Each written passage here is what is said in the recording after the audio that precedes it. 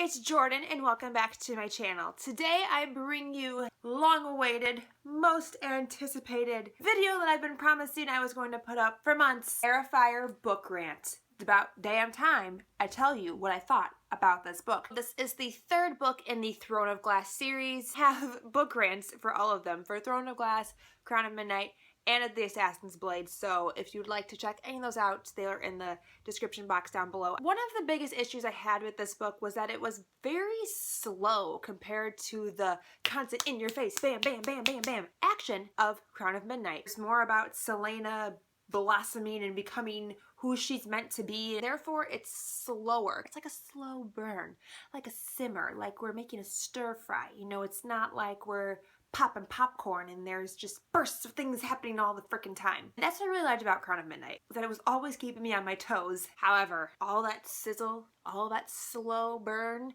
builds up to this humongously bomb climax. I can't even explain it to you. It makes all of those very, very slow burning pages worth it in the end. So that was really my biggest gripe with this book, was just the pacing. It's a very, very drastic shift from Crown of Midnight to Heir. You get introduced to a ton of new characters in this one as well. So those are really all the non-spoilery things I can tell you about this book. So we're gonna go ahead and get on into the spoilery section. So if you haven't read this book, now is the time to leave. Okay, spoiler time. So I'm going to break it down by character because I think that's the easiest way to cover everything in this book. Let's start off with the first character we're introduced to in this book, and that is Manon. Really didn't like this book started off with Manon. What is this witch business? I don't care about you. We don't know Manon. We know nothing about her, and we're thrust into her heads in the first chapter of this book. I wish she would have started off with Celaena or Kale or Dorian or somebody that we at least knew, and then maybe introduced Manon later. And because we start off with her and she's our first narrator, I found it to be very difficult to then get into the story. I didn't find myself wanting to read the book. I didn't want to read about Manon, witchy issue problems, and her Grammy from hell. Manon is raised by basically the Wicked Witch of the West. Not only that, but this witch culture is incredibly brutal. But I really like Abraxas though. Abraxos saved the Manon storyline for me. It took me a really long time to put together that it was a dragon. Like, I got that it was a large flying creature. You know, there's not many other large flying creatures in mythology other than a dragon, so why it took me so long to figure out that these were dragons, I don't know. And then once I realized that they were going to be riding these dragons, I just kept picturing Abraxos look like Toothless. He's a little feisty. I really liked the scenes between Manon and Abraxos when they're out in the meadow and she's trying to feed him a goat leg and he's just like completely turned off by the goat leg and would rather sniff the flowers over there.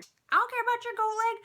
I'm gonna sniff my flowers. I mean, can you just take a minute and think about what these witches look like? They're supposed to be these beautiful people who use their looks to manipulate others into getting them to do what they want. Yet they have iron teeth and second eyelids. Iron teeth can't be cute. So really what I'm looking for in Queen of Shadows is an explanation for how the witches fit into this story. Because at some point, they're gonna come into play with fighting Celaena. I don't want Celaena to fight the witches. They're kind of brutal and creepy. Then they're all growing hearts because they all have pets now and humanizing the witches who are supposed to be brutal. And then the very end, when it was Quidditch to the death, Manon decides to save the Blue Blood heir, but then the Blue Blood heir's wyvern sacrifices herself and she dies. Blue Blood heir, I don't remember her name, it starts with a K, was just so emotionally distraught over losing her wyverns. If you couldn't tell, the witch storyline was my biggest problem with this book. So let's move on to their next character, who was my absolute favorite part of this book, Rowan. We meet Rowan in this book, and I had people tell me that I was going to like Rowan. You remember in my Crown of Midnight book talk, professed my love and undying support of the Celaena ship. Well, I think I have to blow holes in my own ship and sink it because I think I really want to set sail on the Rowan and Celaena. I don't know what that ship name is called. Rowena? Rowan? Rowelena? I want to set sail on the Magic Fae ship, okay? It's not even a romantic prospect for her. I've read her with Sam, with Kale, and with Dorian, and Rowan is by far the most like true intimate relationship that she's had, and he is my favorite. And I'm obsessed with him. He was the saving grace for this book for me. If there was no Rowan, I wouldn't have even cared about this book. Their scenes together were so dynamic and so well written, and it was just like angsty, but in like the best way. If they don't get together in Queen of Shadows, I will throw Queen of Shadows out the window. The BFF parabody thing between them was just gold. It made me feel all the feels. I felt so many feels for Rowan and Celaena that I had no more feels left to give to them. This book actually broke my feels. I think maybe that's why I haven't read Queen of Shadows yet, because I'm not emotionally ready to deal with the feelings of the Rowan and Celaena. And when they're talking about the whole blood mate, blood parabody thing, I don't remember what it's called, whatever that bond between Fae was called, I knew it was going to be these two. I was really, really excited when it actually came to fruition and they ended up being a compatible match and they bonded together in this blood ritual ceremony, and it was beautiful and I loved it so much. Loved their relationship. I mean, and Rowan has smiley faces next to his name. Rowan feels, guys. It's real. I also really like how she was all fire and flame and fury, and he was more cool, calm, collected, and icy, which is a perfect balance. Not only in their powers, but in their personalities. He kind of calmed her down and could extinguish her flames should her magic get out of control. I thought it was really interesting. Rowan has these magical Ice Elsa powers. Who else has magical Elsa powers? Dorian. Is there a connection there? We've all been trying to figure out what Dorian is. Dorian can't just be Dorian because he's immortal who has magical abilities in a land where there is no magic. Dorian is special in some way. Since he has these magic ice powers and Rowan has these magic ice powers, I'm thinking that it's probably a connection. I'm also really sad that she had to leave Rowan in Wendelin and couldn't bring him with to Aedion because I really want Rowan and Celaena to be together forever. Like, it pains my soul that they can't be together. So are we gonna get a Rowan point of view in Queen of Shadows? I hope so. I need to know what's going on with Rowan. So then let's move on to Aedion. Aedion? I don't remember what his name was. The other part Fae guy. I liked that he was Celaena's childhood best friend. We got someone from her past. He knew her as Aelin Galathinius, so he has a completely different viewpoint and perspective on her as a person than our other characters. We knew nothing really about her before she was contracted into Arobyn's service. I also really liked the Kale and Aedion little posse. I liked that they were kind of working off the books. They were being sneaky and sleuthy. The king thought he had both these guys in his clutches. It's one of his generals, one of his most esteemed generals, captain of his guard. They were both working behind his back. And I can't wait until Aedion and Celaena are reunited. They haven't seen each other since they were wee tots. The king has set that really crappy trap for Celaena to get her to come back to Aedion by arresting Aedion and threatening execution. But it's okay. She's gonna swing in like Will Turner and she's gonna save him from the gallows. I don't want him to die. I kind of really liked him too. Also, something that we learned from those flashbacks and about her childhood. Celaena's met Dorian before. How has this never come up? They had a romantic relationship in book 1. Why has this not come up? Also, I've mentioned this before in another one of my book rants as well. There are people who come after Celaena's parents. She's running through her family fields, falls into the river, and loses the ward key, which at the time she thought to be just an amulet. And we now know that that amulet is in Arobyn's possession, and that Arobyn was the one who pulled her out of the freezing river. What on earth was Arobyn doing in Terrasen to have been able to save her? His base, his operations, everything is in Rifthold, which leads me to believe that he was probably involved in her parents' murder, because there's no other logical explanation for why he could have been there. All those flashback scenes came as a result of that freaking amazing end battle scene. Holy crap. Celaena was just on another level. It was just everything I was waiting for to happen. It was the best climax I can remember from any book that I've read recently. Not only was it an action-packed,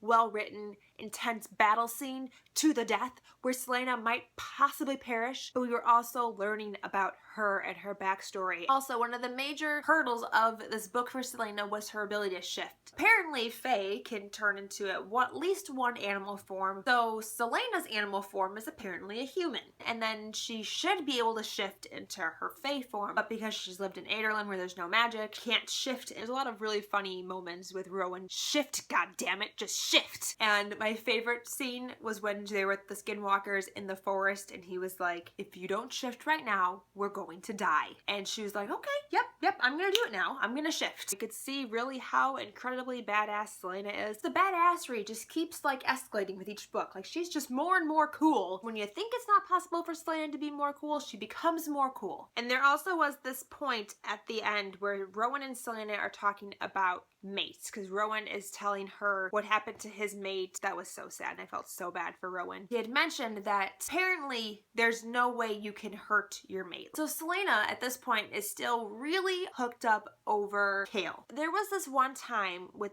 this guy who I thought was my mate, and you see, I tried to kill him and I almost did. And Rowan's like,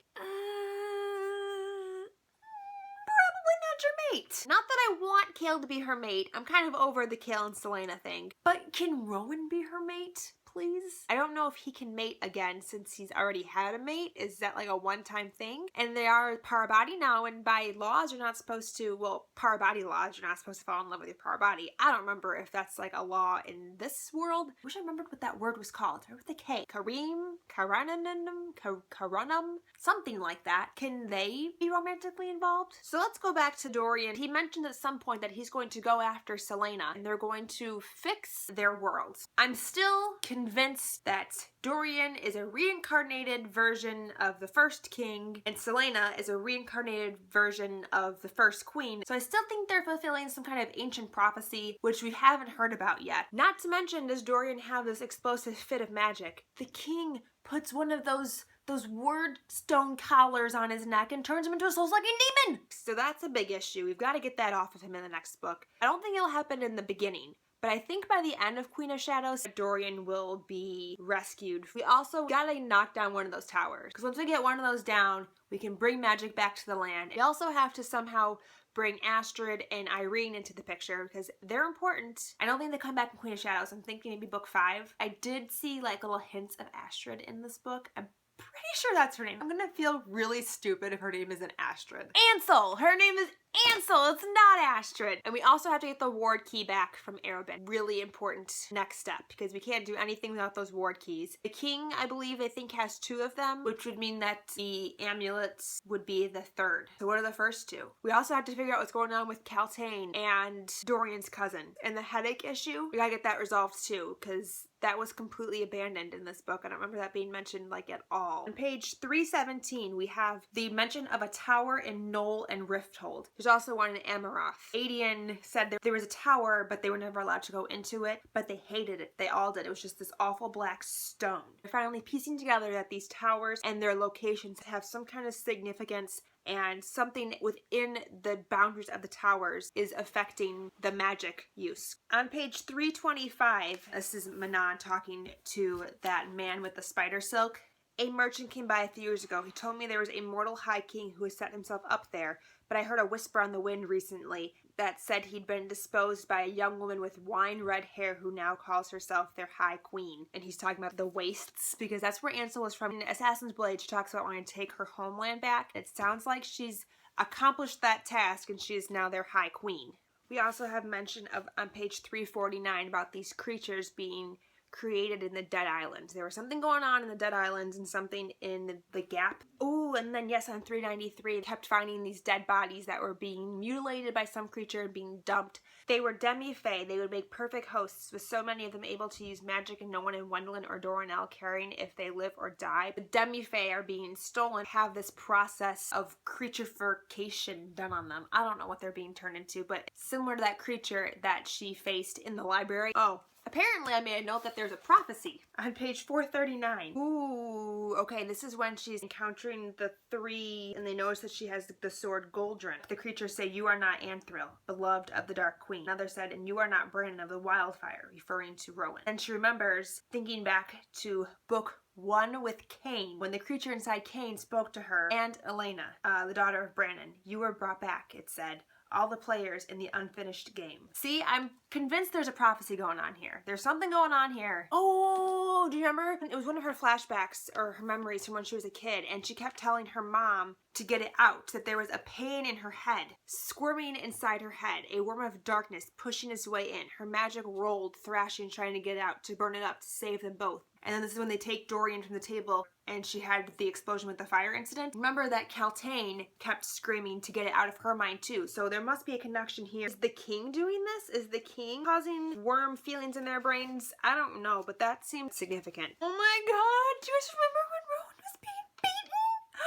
I totally forgot about not. Those are just a couple of little coincidences that I thought were worth mentioning because we're starting to see the threads being woven together. I'm telling you guys, if you have read up to Queen of Shadows and you have not yet read Assassin's Blade, you are missing out on stuff. I would have recommended you reading it like after Crown of Midnight. Those are all of my thoughts on Heir of Fire by Sarah J. Maas. Holy crap, there's so much that happened. Would love to discuss this with you guys down below. Thank you guys so much for watching, and I will talk to you very soon. Bye!